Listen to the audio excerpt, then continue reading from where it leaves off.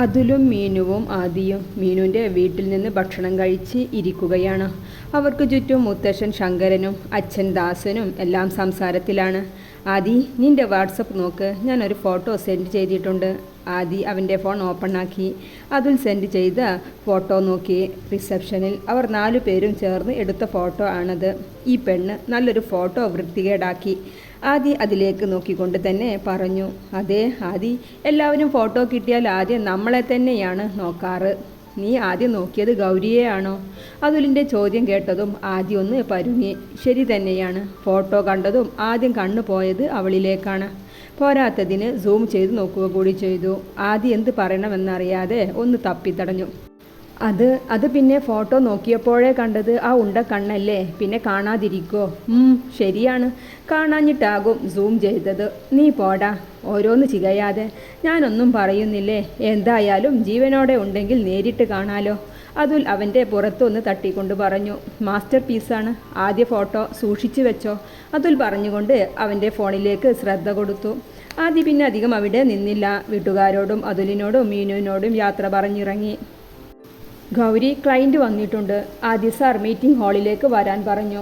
കിരൺ അങ്ങോട്ട് വന്നുകൊണ്ട് പറഞ്ഞു, മീറ്റിങ്ങോ? ഏത് ക്ലയൻറ്റ്?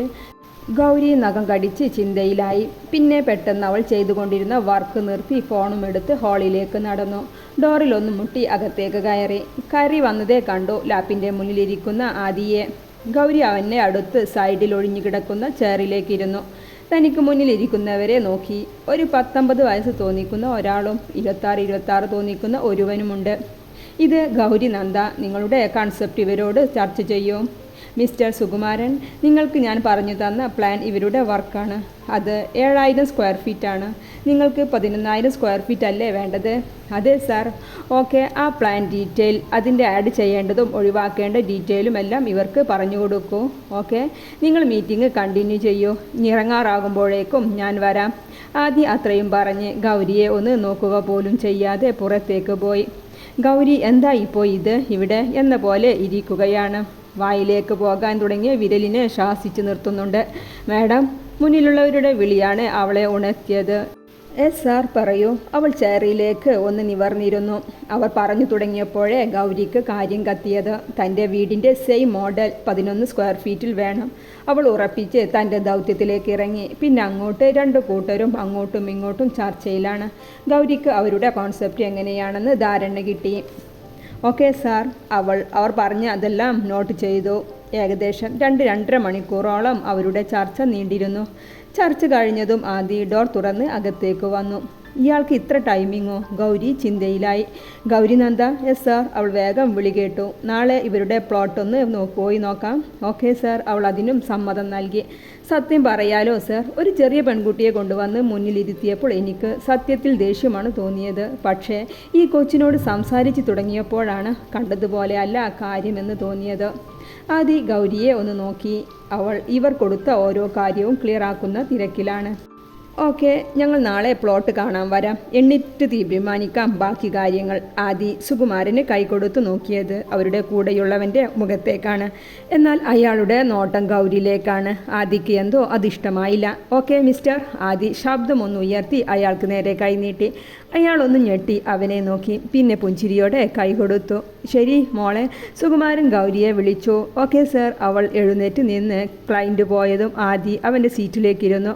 ഗൗരി അവനെ നോക്കി. സാർ, എൻ്റെ ഇത്രയും വലിയ പ്രോജക്റ്റ് എന്നെയും ഏൽപ്പിച്ചു പോയേ. എല്ലാം കൂടെ കേട്ടിട്ട് എൻ്റെ തല പുകയുന്നു. അവൾ കസേരയിലേക്ക് ഇരുന്ന് തല കുടഞ്ഞു. ആദി ഒന്നും മിണ്ടാതെ ഫോണെടുത്ത് 2 കോഫി ഓർഡർ ചെയ്തു. താൻ ഫ്രഷായി വാ, അപ്പോഴേക്കും കോഫി വരും. അവൻ മുന്നിലുള്ള ലാപ്ടോപ്പ് തുറന്നുകൊണ്ട് പറഞ്ഞു. അതെ സാർ, എനിക്ക് ഒറ്റയ്ക്ക് പറ്റില്ല കേട്ടോ. എൻ്റെ വീട് വർക്ക് നടക്കുമ്പോൾ എൻ്റെ സാർ കൂടെ ഉണ്ടായിരുന്നു ഹെൽപ്പിന്. അന്ന് തൻ്റെ സാർ ഉണ്ടെങ്കിൽ ഇന്ന് ഹെൽപ്പിന് ഈ ആദിത്യവർമ്മയുണ്ട്. പോരെ. നേരിയ പുഞ്ചിരിയോടെ ലാപ്പിൽ നിന്ന് കണ്ണെടുക്കാതെ തന്നെ അവൻ പറഞ്ഞു. അവൾ ഒരു നിമിഷം ആ പുഞ്ചിരിയിൽ അവൻ്റെ കവിളിൽ നേരിയതായി കണ്ട ചുഴിയിലേക്ക് തന്നെ നോക്കിപ്പോയി. അവളുടെ വിരൽ അറിയാതെ ചുണ്ടിലെത്തി. ഗൗരി നന്ദ. Sorry sir. അവൾ വേഗം കൈ താഴ്ത്തി സ്റ്റഡിയായിരുന്നു. താൻ ഫ്രഷായി വാ, ഈ പ്രോജക്റ്റ് ഡീറ്റെയിൽ ഒന്ന് നോക്കണം. നാളെ പ്ലോട്ടൊന്ന് പോയി നോക്കാം.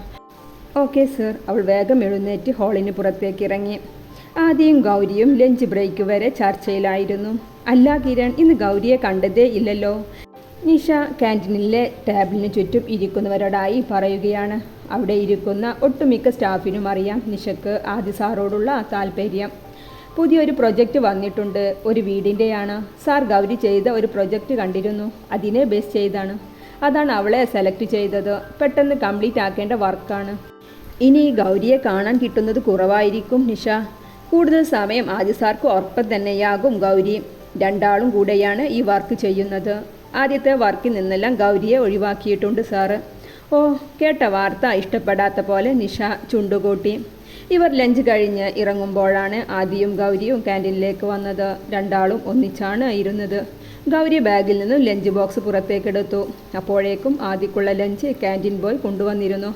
ഗൗരി ലഞ്ച് ബോക്സ് തുറന്നതും ആദിയുടെ വായിൽ അറിയാതെ വെള്ളം നിറഞ്ഞുപോയി. ഷോ, ഈ അച്ചമ്മ! അവൾ പിറുതുകൊണ്ട് കോവക്ക ഉപ്പേരി ബോക്സിൻ്റെ അടപ്പിൻ്റെ സൈഡിലേക്ക് വെച്ചു.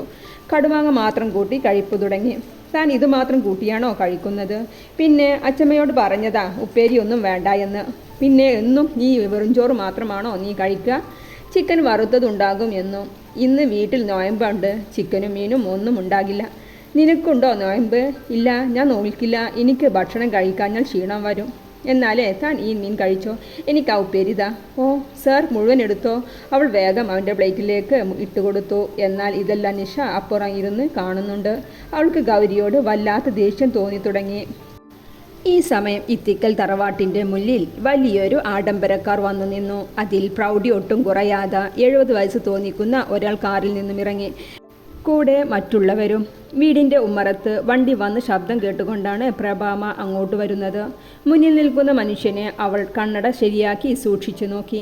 എന്തേ പ്രഭേ, നിനക്ക് എന്നെ മനസ്സിലായില്ലേ? മുന്നിൽ നിന്നവർ ഒരു പുഞ്ചിരിയോടെ ചോദിച്ചു. ഉമ്മറത്തേക്ക് കയറാതെ ചോദിക്കുകയാണ്. സൂര്യേട്ടനല്ലേ? അവർ ഒന്ന് ശങ്കിച്ചുകൊണ്ട് ചോദിച്ചു. അവളുടെ അടുത്തേക്ക് ഒന്നുകൂടി വന്നു. ആ, ഇത്ര വർഷങ്ങൾക്ക് ശേഷം നിനക്ക് ഓർമ്മയുണ്ട് അല്ലേ? അയ്യോ അനന്ത, ഇങ്ങോട്ട് വന്നേ. ഇവിടെ ആരൊക്കെ വന്നിരിക്കുന്നത്? പ്രഭാമയ്ക്ക് ഉറ്റവരെ കണ്ട സന്തോഷം കൊണ്ട് എന്താ ചെയ്യുക എന്നറിയാതെ ആയിപ്പോയി. അമ്മയുടെ വിളി കേട്ടുകൊണ്ടാണ് അനന്തൻ ഉമ്മറത്തേക്ക് വന്നത്. വരൂ ഏട്ടാ, അകത്തേക്ക് വരൂ. പ്രഭാമ അവരെ അകത്തേക്ക് ക്ഷണിച്ചു. ഈ വന്നവരാണ് പ്രഭാമയുടെ അമ്മയുടെ ഏട്ടൻ്റെ മകൻ സൂര്യവർമ്മ. കൂടെ ഇദ്ദേഹത്തിൻ്റെ മകൻ ലക്ഷ്മണവർമ്മയും സൂര്യവർമ്മയുടെ സഹോദരി സരസ്വതിയുടെ ഭർത്താവ് രവിവർമ്മയും.